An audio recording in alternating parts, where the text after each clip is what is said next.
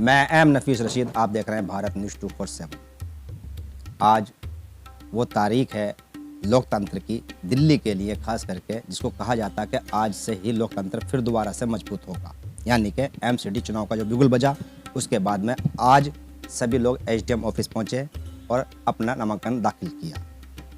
अलग अलग पार्टियों के नामांकन के प्रत्याशी दाखिल कर रहे थे, मैं देख रहा था सब कुछ। बड़ा जोश होता है कार्यकर्ताओं में अपने प्रत्याशी को लेकर कि भाई किसी तरीके से भी आज अगर नामांकन हुआ है तो प्रथम एंट्री जो दिखाई जाती है वो ही अच्छी दिखाई जाए, जिससे कि क्षेत्र के अंदर जोश भरा प्रचार हो। ये बात थी एसडीएम ऑफिस की। अब थोड़ी सी फुर्सत एसडीएम ऑफिस से मिली तो मैं पहुंच चुका हूं नीमा भगत जी के पास में, जो कि पूर्वी दिल्ली की एक ऐसी भारतीय जनता पार्टी की कार्यकर्ता है जिसमें पार्टी के लिए कहा जा सकता है कि पार्टी ने इनके ऊपर तीसरी बार विश्वास जताया है और महापौर भी रही हैं। मैम, स्वागत है भारत न्यूज़ 247 में आपका। धन्यवाद भैया। कैसा रहा नामांकन आपका आज? बहुत अच्छा रहा, कार्यकर्ताओं में काफ़ी जोश था।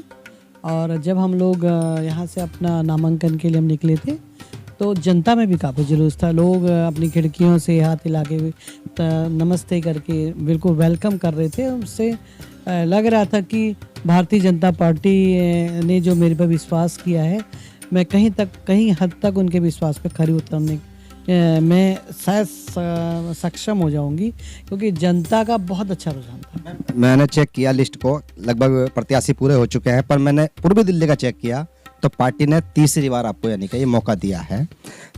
जानना थोड़ा ये चाह रहा था कि आप महापौर भी रही हैं और बड़ा अच्छा लंबा वक्त आपने पार्टी में गुजार दिया है।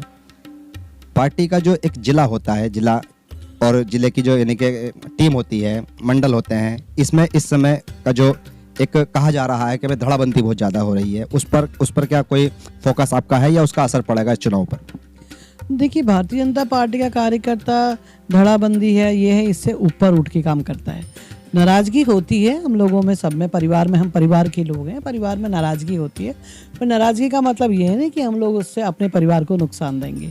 बिल्कुल बीजेपी का जो परिवार है वो जैसे मुट्ठी है ना, इस तरीके से बंधा हुआ है।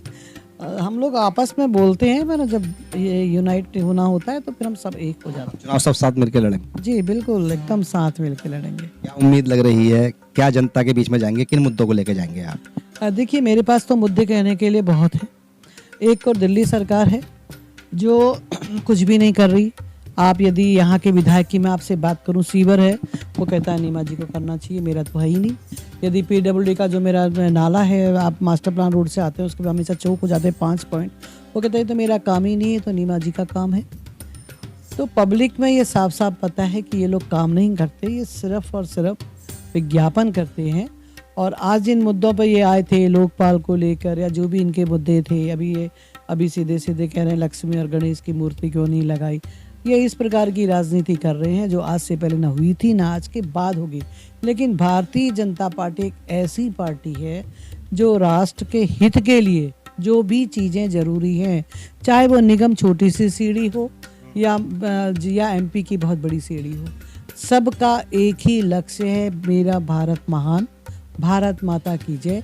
तो मैं गीता कॉलोनी की काउंसलर हूँ, तो मैं अपने इस वाक्य को, मेरी गीता कॉलोनी जिंदाबाद, के लिए चरितार्थ करूँगी।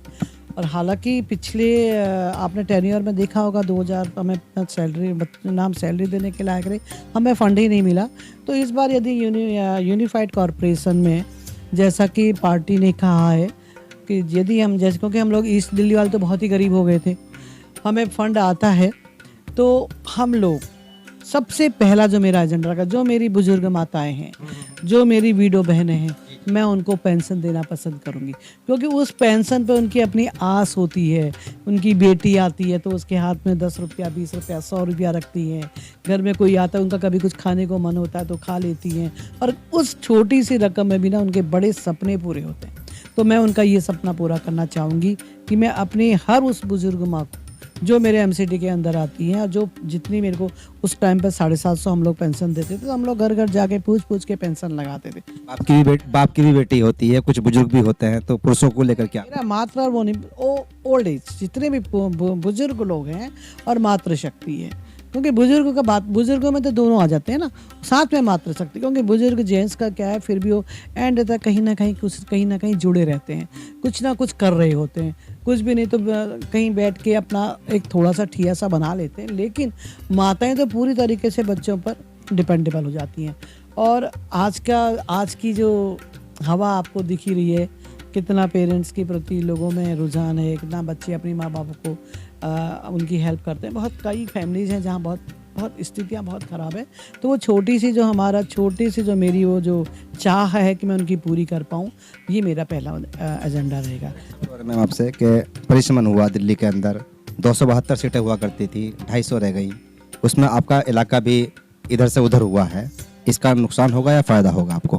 देखिए, भारतीय जनता पार्टी कभी भी नफ़ा और नुकसान के लिए काम नहीं करती। हम तो राष्ट्रवादी लोग हैं, जो मिल गया वो अच्छा। हमारे वो कहते थे अपने अटल जी कि कर्तव्य पद में क्या हार क्या जीत। कहा जाता था कि भाई आराम पार्क से बड़ी सपोर्ट मिलती है आपको, और वो कट गया है। नहीं, मेरे को देखिए, मैं तो 2007 में जब चुनाव लड़ी थी तब मेरे पास आराम पार्क भी था और ताज भी था, मैं तब भी जीती थी। और आज भी यदि आप ताज में जाएंगे और आराम पार्क में जाएंगे तो आपको मेरे नाम से नेगेटिविटी नहीं नज़र आएगी। और उसके बाद ताज कटा, तो ताज के कोई ईद हो या कोई भी प्रोग्राम हो तो वो आज भी मैं ही उनके काम करती थी, आज भी। क्योंकि मेरा उनसे, मैं किसी से भी जब रिलेशन बनाती हूँ तो हार्ट टू हार्ट बनाती हूँ। मेरा पॉलिटिकली कैरियर ज़रूर है, लेकिन हमारी पार्टी ने, जो हम तो संघ वाले लोग हैं ना, परिवार से हम लोग निकल के आते हैं, तो हमारी शाखाओं में, हमारे परिवार में एक ही सिखाया जाता है कि आप परिवार से जुड़ो। हम पर्टिकुलर वोट के लिए कभी नहीं जुड़ते, हमारे रिश्ते परिवार से जुड़ते हैं। और जब आप परिवार से जुड़ते हैं ना, तो वहाँ पर हार जीत किस बात की, जो है वो मेरा है, जो मिल गया है वो अच्छा। गीता कॉलोनी इलाका है, बड़ा पोस्ट इलाका कहलाया जाता है जमुना पार्क के अंदर। एक सवाल ये खड़ा होता है कि यहाँ करने को ज़्यादा मुद्दे नहीं है कहने के लिए, मैं भी इस बात को जानता हूँ, अच्छी रिपोर्ट है मेरे पास में भी। फिर भी जैसे कि असर बात करते हैं पार्टी के मैनिफेस्टो को लेकर या एजेंडे को लेकर, जिस तरह से आम आदमी पार्टी ने पूरी तरह माहौल बनाया है और दिल्ली को कूड़े का ढेर बताया है, तो पार्टी के पास, बीजेपी के पास तो उसका जवाब देने के लिए कुछ है ही नहीं है। बीजेपी के पास ही तो उसका जवाब देने के लिए है। वो उसने तो सगुफा फेंक दिया, वो तो यूं बॉल दूसरे के पाले में फेंकना जानता है। बीजेपी, मैं जब मेयर थी तो हम 100 करोड़ रुपया अपने क्या कहते हैं, जब हमारे नड्डा जी थे, नहीं नायडू जी, तो हम लोग लेके आए थे यूडी मिनिस्ट्री से, तीनों निगमों को मिला था। तब तो यूनिफाइड कॉरपोरेशन नहीं थी। तो उस समय क्या था, जितने भी आप कंपैक्टर देख रहे हैं, ये वैक्यूम क्लीनर देख रहे हैं, जो अपने एरिया में आप सड़कों में देख रहे हैं, जो हमारे रिक्शा देख रहे हैं छोटे वाले, या हमारी सुपर शक्कर, ये कौन लेके आया? दिल्ली सरकार ने तो हमें 1 रुपया दिया नहीं। तो ये सब चीज़ों से, कंपैक्टर से, आपको पता है हमारे एरिया के ढलाव खत्म हो गए। जनता में इतनी खुशी है कि जो कूड़े के घर हर स्टार्टिंग में कूड़े का ढेर था, वो बीजेपी वालों ने खत्म कर दिया। आसपास की सीटों पर पर्चा करने जाएंगे जी? आसपास की सीटों पर पर्चा करने जाएंगे? देखिए, बिल्कुल, यदि मेरा भाई चाहता है कि मेरे आने से उनकी 4 वोट बढ़ते हैं, बिल्कुल जाना चाहिए, वो मेरा भाई है।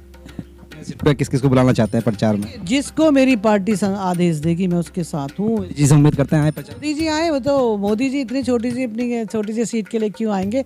वो तो वहीं से एक संदेश दे दे। पार्टी का बड़ा एजेंडा है। अमित शाह जी कहते हैं कि एक वोट और एक सीट भी मायने रखती है। मैं यही तो बात कर रही हूँ कि यदि मोदी जी एक आवाज लगाते हैं तो थालियां बज जाती हैं। यदि मोदी जी एक आवाज लगाते हैं तो दिए जल जाते हैं। मोदी जी एक बार बोल देंगे ना, दिल्ली की जनता, उनका जो झंडा है ना भारत का, उन्होंने उसको पासपोर्ट के साथ साथ वीजा भी बना दिया। ये है मोदी जी की शख्सियत। वो नहीं है कि न्यूयॉर्क टाइम्स में आ रहा है एक झूठी खबर कि हमारे स्कूल तो बहुत अच्छे। आप कभी मेरे स्कूल में आइए, मेरा 13 ब्लॉक का स्कूल देखिए, 6 ब्लॉक का स्कूल देखिए। साथ में आपको चैलेंज कर रही हूँ, इनके स्कूलों से सुपर्ब हैं। वहाँ का पढ़ाई बहुत अच्छी। पब्लिक स्कूल का बच्चा मेरे एमसीडी के स्कूल में पढ़ने आ रहा है। इसका मीनिंग क्या है? तो क्या उनका प्रचार आप कोई तरह से झूठ मानते हैं कि भाई मनीष सिसोदिया ने कोई काम ही नहीं किया है दिल्ली गवर्नमेंट के स्कूल के लिए? आप मेरे स्कूल में जाइए, फिर आप खुद ही कहेंगे कि ये मैं किसी का नाम क्यों लूँ। मैं अपनी बात कर रही हूँ। आप उनके स्कूल देख के आइए और मैं अपने सिर्फ गीता कॉलोनी के आपको 3 स्कूल दिखाऊंगी। जनता अगर उम्मीद करे आपसे तो ऐसा एक मुद्दा बताइएगा आप कि मैं जनता के बीच में जाके इस मुद्दे पे वोट मांगूंगी गीता कॉलोनी की जनता से? मैं गीता कॉलोनी की जनता से, जो हम 5 साल में हमें फंड नहीं मिला, मेरे ना यहाँ के विधायक साहब ने काम किया है, मैं सड़कें बनाना चाहूँगी, गलियाँ बनाना चाहूँगी, मैं पार्कों में अपने छोटे छोटे बच्चों के लिए झूला लगाना चाहूँगी, मैं अपनी माताओं को पेंशन देना चाहूँगी, और लाइट आपने देखा होगा मैंने पूरी दिल्ली जगमगा दी है।